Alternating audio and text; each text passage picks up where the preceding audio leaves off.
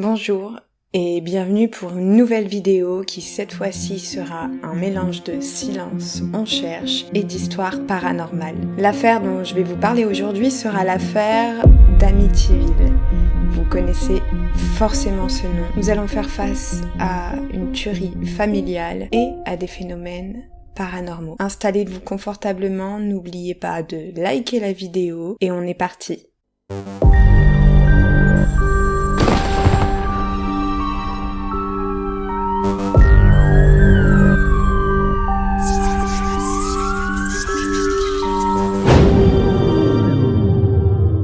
Le 13 novembre 1974, à Amityville, un événement tragique se déroula dans la maison de la famille des DeFeo.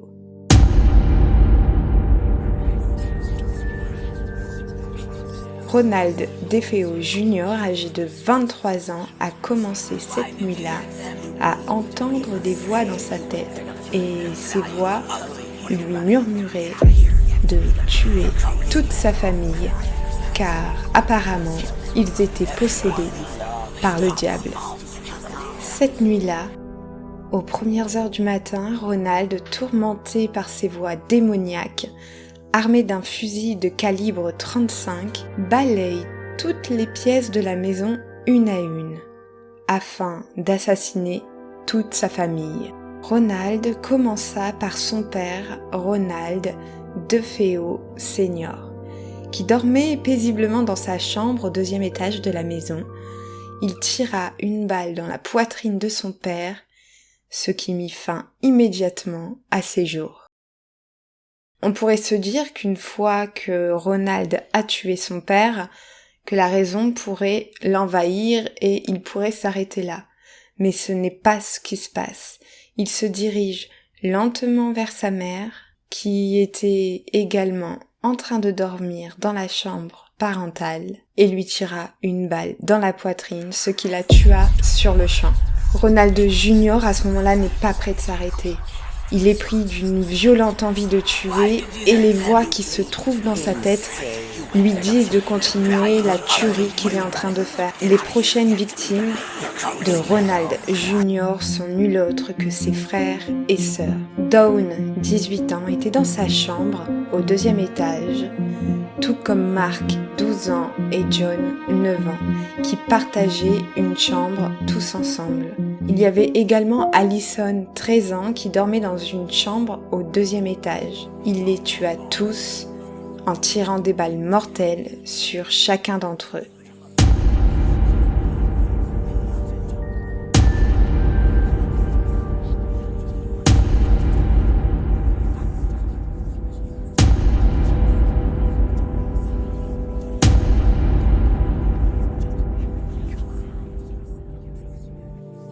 Quelque chose d'assez bizarre m'interpelle dans ces événements, c'est qu'il n'y a aucun membre de la famille qui se réveille. Ils dorment tous à ce moment-là, ils sont tous dans la maison.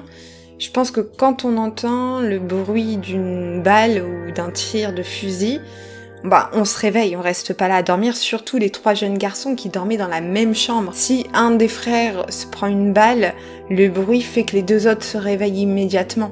Mais là, c'est pas le cas. Il semblerait que Ronald Jr.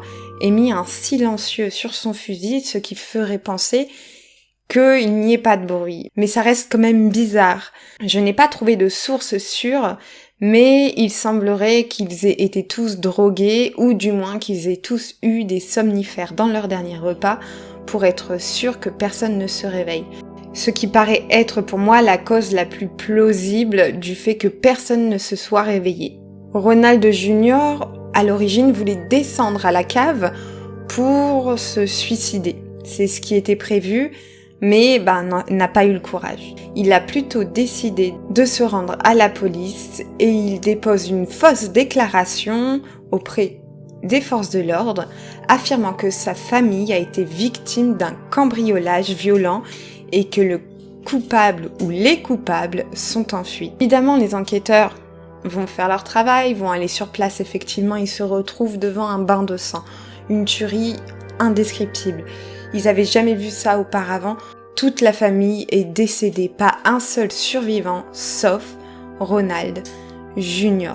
Dans cette maison, il n'y a aucun signe de cambriolage. La serrure n'est pas forcée, rien n'a été cassé, rien n'a été volé. Donc les enquêteurs découvrent rapidement des incohérences forcément dans le récit de Ronald. Et après des interrogatoires plus approfondis, il finit par avouer les meurtres de sa famille. Il a été condamné simplement pour meurtre au second degré parce que des psychiatres l'ont vu et l'ont analysé et on dit qu'il n'était pas en possession totale de ses capacités émotionnelles et psychiques à ce moment-là.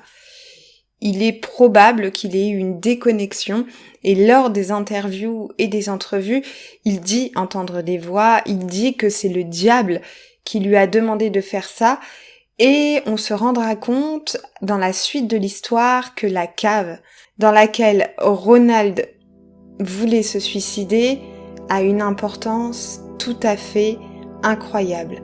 En effet, la maison a été construite sur un terrain où des sacrifices humains auraient été faits dans le passé. Et la cave se trouve creusée dans cette terre. On y retrouvera, vous verrez, des pentacles, un autel démoniaque, satanique, des bougies et même certains sacrifices. Une nouvelle famille arrive dans la maison.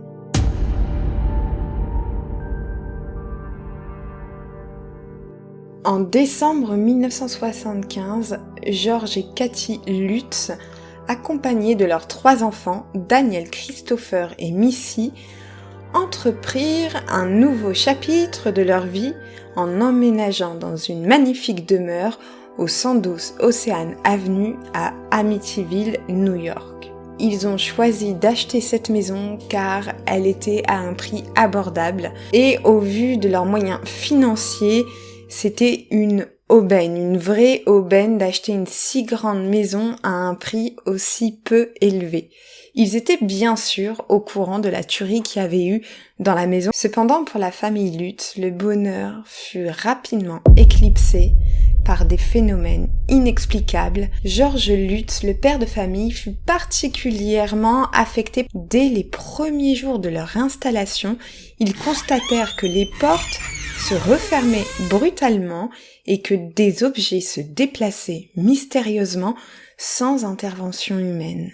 Cependant, ces manifestations n'étaient que le début de l'horreur. La nuit, les parents, donc George et Kathy Lutz, commencèrent à entendre des voix étranges et des chuchotements sinistres dans les couloirs de leur nouvelle maison. Ces voix semblaient résonner dans leur tête, leur créant un sentiment d'angoisse inexplicable.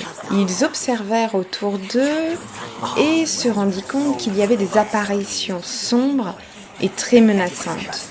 Mais à chaque fois qu'ils regardaient dans la direction des apparitions fantomatiques, ceux-ci se déplaçaient. Les 2 parents avaient vraiment l'impression d'être observés en permanence depuis les coins sombres de la maison. Les manifestations surnaturelles ne se limitent pas seulement aux phénomènes visuels et auditifs.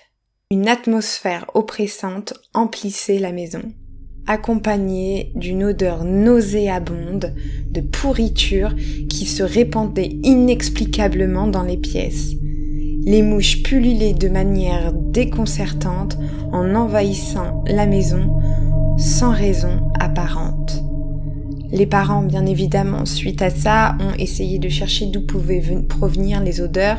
Peut-être que c'était des animaux qui étaient coincés sous un lit, sous le plancher, le frigo ou de la pourriture qui était restée, des poubelles qui n'étaient pas sorties. Mais malgré tout ça, rien ne ressortait. C'est pour ça qu'ils ont été très surpris par ces odeurs qui apparaissaient d'un coup et qui disparaissaient aussi vite. En plus de ces événements qui sont déjà terrifiants, la situation empira encore plus pendant la nuit. Lorsque les membres de la famille s'endormaient, ils étaient tous victimes de cauchemars terrifiants. Ils se réveillaient en sursaut, le corps couvert de sueur, tandis que certains prétendaient avoir été touchés ou agressés par une présence invisible pendant leur sommeil.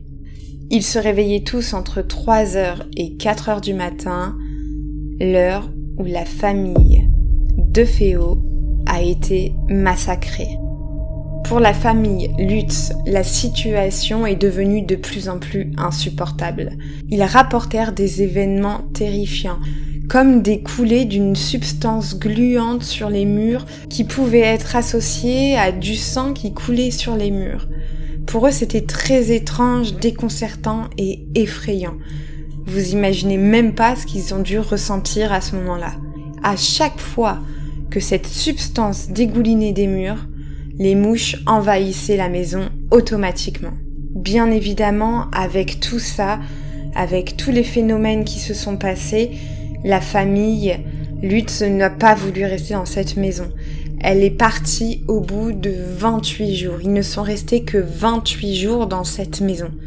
Ce qui a été pour eux un déchirement. Parce que c'était la chance de leur vie d'avoir une si belle maison pour un prix aussi peu élevé. Il y a eu beaucoup de déplacements d'objets et que le père de famille a failli se prendre un couteau dans la tête s'il ne s'était pas déplacé.